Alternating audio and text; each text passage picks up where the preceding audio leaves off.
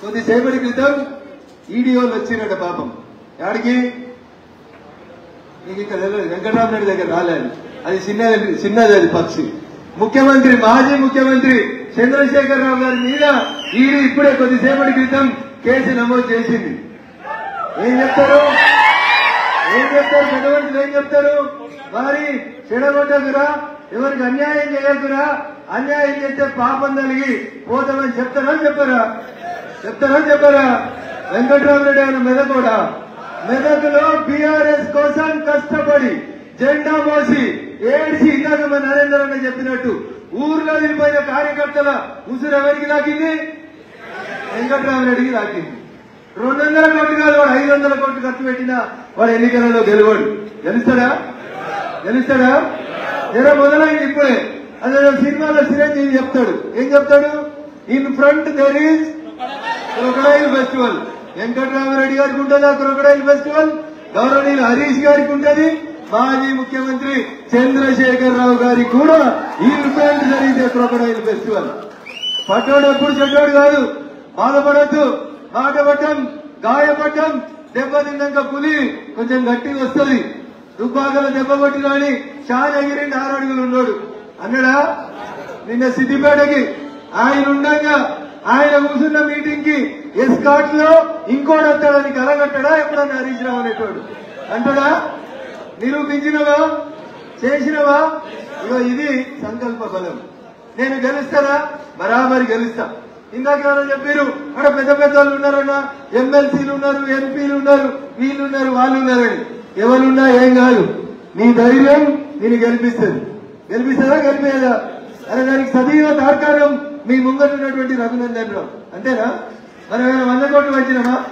ఓటుకు 1000 వచ్చినామా? బీర్లు ఇచ్చినామా? బిర్యానీలు ఇచ్చినామా? చూడు 3 దాకా కదలకుండా కూర్చొని భూమధ్య రాగినగా పెడతామంటే కదులుతురా? ఎవరన్నా కదులుతురా? అదే టీఆర్ఎస్ వాళ్ళకి ఇప్పటికీ అండలు కూడా ఎత్తుకొని పోతుంది లేదా? ఇక ఇది భారతీయ జనతా పార్టీ కార్యకర్తలు నాయకుల యొక్క లక్ష్యం. ఒక లక్ష్యాన్ని నిర్దేశించుకోవాలి. నేను సర్పంచ్ కావాలి, నేను ఎంపీపీ కావాలి, నేను ఎమ్మెల్యే కావాలి. ఈ కష్టంలో ఏం దాకైనా పోవాలి. మనం ఏడు దాకైనా పోవాలి. శ్రీ ఒక మాట చెప్తాడు, చాలా సభలలో చెప్తా నేను. పోతే పోని, నేను ఈ యుద్ధంలోకి దిగినాక చాలా మంది పోయిరు. పోతే పోని, దాంట్లో సతీ ఉందా, సుతుడు ఉన్నాడా, ఇంకెవరున్నారో పట్టించుకోకు.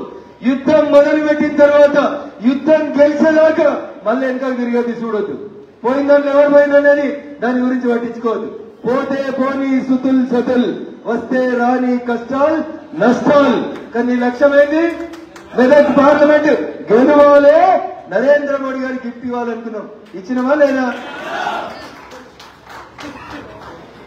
ఒకరోజు పొద్దున్నే సోదరి కరుణం పరిమిత ఫోన్ చేసి, అన్న యాడున్న ఓనది గజ్వేల్ ఏరియాలో తిరుగుతున్న తల్లి అన్న, అర్జెంట్ గా నేను కలవాలి, నేను వస్తా అన్నది.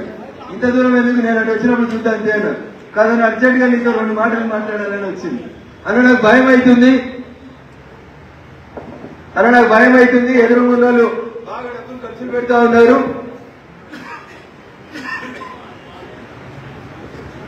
మన కార్యకర్తలు గుండె చెదిరిపోతున్నటువంటి పక్షుల్లాగా ఇబ్బంది పడుతున్నారన్న. ఎట్లా అంటే నువ్వేం బాధపడక తల్లి, గెలుపు నేను మళ్లీ చెప్తా ఉన్నా. చెల్లెలాగా నా కోసం ఇంత దూరం వచ్చి బాధపడుతున్నావు కదా, నేను చెప్తున్నా, నువ్వు అధైర్యపడకు. నువ్వే నీకు ఇచ్చిన పని చేయి. రఘునందన్ రావుకు గెలవడం ఎట్లున్నో తెలుసు, గెలిపేయడం ఎట్లున్నో తెలుసు, నాయకుడు ఎట్లుండాలో తెలుసు, కార్యకర్త బంధువుల్ని ఎట్లా నడపాలో నాకు తెలిసి గట్లే నడిపిస్తా తల్లి అని చెప్తున్నా. నడిచినవా నడవలేదా? అన్నం తిన్నా తినకున్నా గెలిచినవా గెలవలేదా? 200 కోట్లు కాంటాలు ఒక దిక్కు పెడితే మనం 1 కోటి కూడా పెట్టలేకపోయినాం. అయినా గెలిచినవా లేదా? ఎట్లా గెలిచినాం? జనం గుండె గెలిచినాం కాబట్టి గెలిచినాం. డబ్బులతో గెలవలేదు ఎన్నికలు. డబ్బులతోటే గెలిచేది ఉంటే రైల్వే ప్లాట్ఫామ్ మీద ఛాయ్ అమ్ముకునే నరేంద్ర మోడీ గారి దేశానికి ప్రధానమంత్రి కాదు. ఎవరైతారు? అంబానీలు, ఆదానీలు, టాటాలు, బిర్లాలు కావాలి. అంతేనా? తప్పుడు ఏరు. అందుకనే రేపు నేను సర్పంచ్ అయితా అంటే అయితానంటే అంటే కాదు. ఏమనాలి? నేనే మా ఊరికి సర్పంచ్, రాత్రిరా ఎవడొచ్చాడో రాత్రి గీత గీయాలి. గీస్తారా? పాపన పెట్ట మీకున్నాం. ఎందుకు మీకున్నారు? రాములు మంచిగా 100 కిలోలు ఉన్నాడు.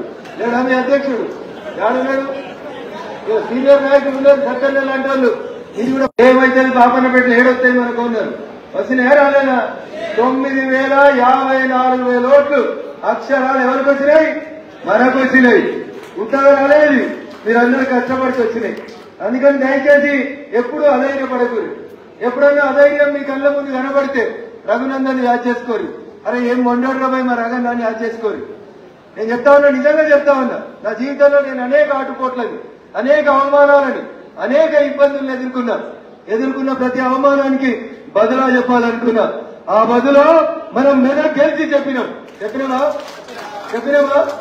రేపు మీరు కూడా మీ ఊర్లో ఆయన ఎక్కిరిచ్చిండు ఈయన ఎక్కిరిచ్చిండు బీజేపీని ఎవడున్నాడు రాబాయి నువ్వు గాడి ఎందుకుంటావు ఇందాక సతీష్ అన్నాడు నలుగురు లేరు ధర్నా కాడ ఏం చెప్తావు రాబాయి అని బాధపడకూడదు self confidence is more important నేను మా ఊరి సర్పంచ్ అయితా తిరుగు రేపటి నుంచి ఇంటింటికో దండం పెట్టు రూపాయి ఖర్చు పెట్టకు వాళ్ళ దగ్గరనే ఛాయ్ కాదు వాళ్ళ దగ్గరనే పువ్వు తీరు అక్కను చెల్లేరు ప్రేమతోటి వాళ్ళని గెలువు తప్ప పైసలతోటి గెలుస్తా అనుకుంటే మాత్రం కాదు